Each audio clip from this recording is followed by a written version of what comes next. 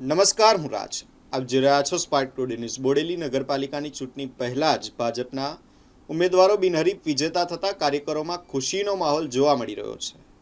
બિનહરીફ જીતની ખુશીમાં વિજય સરઘસ પણ યોજાયું છે. છોટાઉદેપુર જિલ્લાની નવનિર્મિત બોડેલી નગરપાલિકાની પ્રથમ ચૂંટણી માટે કુલ 7 વોર્ડની 28 બેઠકો માટે ઉમેદવારી નોંધાઈ હતી. 13 એપ્રિલે ફોર્મ ચકાસણી અને 15 એપ્રિલે ફોર્મ પરત ખેંચવાની અંતિમ પ્રક્રિયા પૂર્ણ થતાં ચૂંટણીનું ચિત્ર સ્પષ્ટ થયું છે, જેમાં વોર્ડ નંબર 5ની 4 બેઠકો પર ભાજપના ઉમેદવારો કાર્તિક કુમાર દિલીપભાઈ શાહ, મૈત્રીબેન જયમીનભાઈ શાહ, રાધિકાબેન સંતોષભાઈ મોરે અને ઉમેશકુમાર રામદાસભાઈ રાઠવા બિનહરીફ વિજેતા બન્યા છે.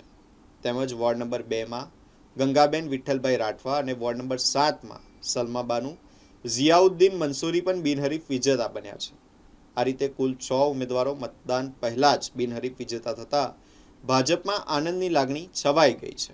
મોડી સાંજે અલીપુરા 4 રસ્તા પરથી વિજેતા ઉમેદવારોનું ભવ્ય વિજય સરઘસ ડીજેના તાલે નીકળ્યું, જેમાં સાંસદ જસુભાઈ રાઠવા, જિલ્લા ભાજપ પ્રમુખ ઉમેશભાઈ રાઠવા, મહામંત્રી પુષ્કર પટેલ અને કોષાધ્યક્ષ રાજુભાઈ શાહ સહિતના હોદ્દેદારો હાજર રહ્યા હતા. કાર્યકરોએ વિજેતા ઉમેદવારો અને આગેવાનોને ફૂલહાર પહેરાવી અભિનંદન પાઠવ્યા હતા.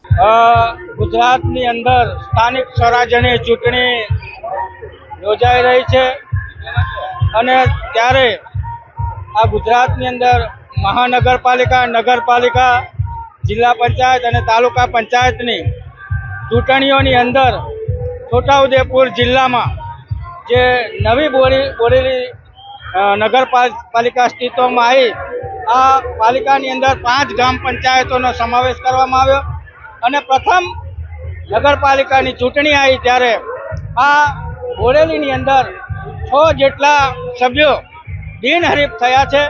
ત્યારે ભારતીય જનતા પાર્ટીના તમામ કાર્યકર્તાઓને હું અભિનંદન આપું છું અને શુભેચ્છા પાઠવું છું કે નગરપાલિકાનું નવી અસ્તિત્વ છે અને પ્રથમ વખત જ ભારતીય જનતા પાર્ટીનો ભગવો લહેરાયો છે.